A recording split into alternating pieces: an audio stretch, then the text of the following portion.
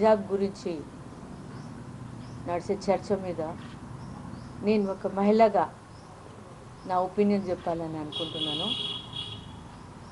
హిజాబ్ అనేది ముస్లిం సాంప్రదాయంలో ఖురాన్లో ఖురాన్లో రాసింది మహిళలందరూ హిజాబ్ వేసుకోవాలని.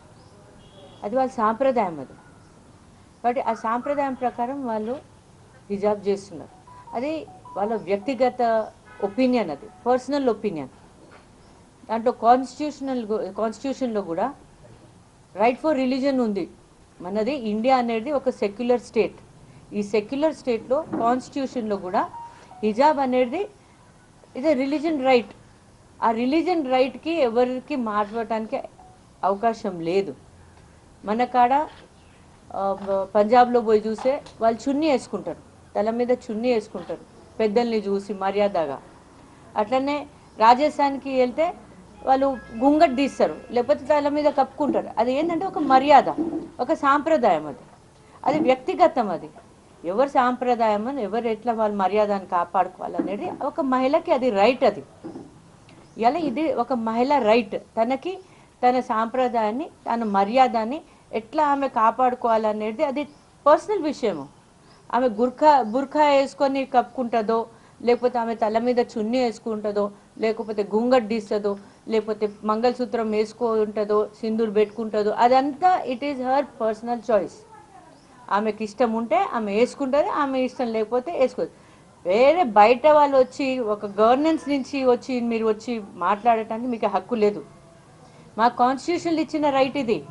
మహిళలకి రైట్, అందరికీ కాన్స్టిట్యూషన్లు ఇచ్చిన రైట్ ఫర్ రిలీజన్ అనేది. మేము ఏదైనా చేసుకుంటాము. మీ పని ఏంటిది? గవర్నెన్స్ చేయాలి, పరిపాలన చేయాలి. పరిపాలన చేయరాదండి. మేము మహిళలు ఏం వేసుకుంటున్నాం, ఏం వేసుకోవట్లేదు అనేది డిసైడ్ చేసేటోళ్ళు మీరెవరండి? ఇవాళ ఎంతోమందికి ఉద్యోగాలు లేవు. అది ఉద్యోగాల గురించి మాట్లాడండి, లేకపోతే ఇల్లులు ఇవ్వండి, లేకపోతే వాళ్ళ మంచి చెడు చూసుకోండి. ఈ సొసైటీని, ఈ దేశాన్ని మీరు 2 భాగాల్లో విడదీసేశారు. అది ఒక డబ్బు ఉన్న రిచ్ అయితేనే ఉన్నాడు, ఒక పక్క బీదరికంలోనే ఉండిపోతున్నాడు. వాళ్ళు బీదరికంని తీవిరాదండి. దాని గురించి ఆలోచించండి. మా మహిళలు మేము ఏం వేసుకుంటున్నాము, ఎక్కడ పోతున్నాము, ఏంటిది అనేది మీకు ఎవరు ఇచ్చారండి రైట్?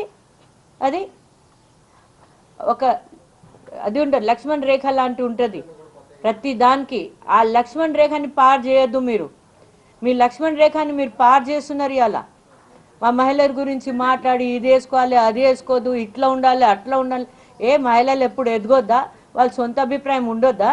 వాళ్ళ సొంత అభిప్రాయం ఏ రోజు వాళ్ళు చెప్తుంది మేము వేసుకోవద్దు, బుర్కా వేసుకోమంటే వాళ్ళు వేసుకోరండి. యూనిఫామ్ గురించి మాట్లాడతారు మీరు. స్కూల్లో యూనిఫామ్ లాగా అది బుర్కా వేసుకొని రావద్దంటారు. స్కూల్ నుంచి ఇంటికి వచ్చే వరకు యూనిఫామ్ బుర్కాలోనే వస్తారు. దారిలో మొగలు ఉండరండి. ఆ మొగలతోని వాళ్ళు జాగ్రత్త ఉండటానికి, వాళ్ళ పరువుని కాపాడుకోవడానికి బుర్కా వేసుకొని తిరుగుతుంటారు.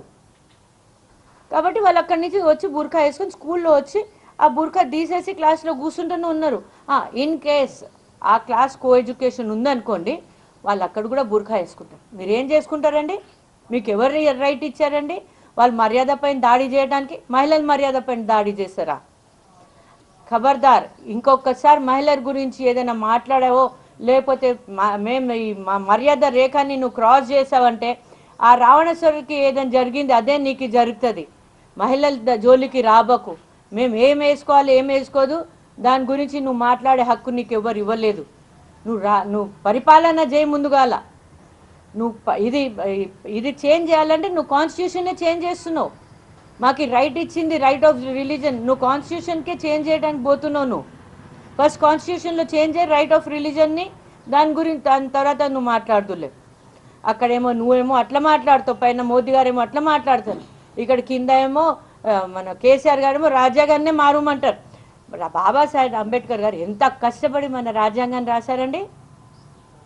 అన్ని దేశాలు తిరిగి అన్ని దేశాలది రాజ్యాంగాన్ని స్టడీ చేసి దాంట్లో నుంచి అంత మంచి తీసి ఇలా ఈ రాజ్యాంగాన్ని రాశారు.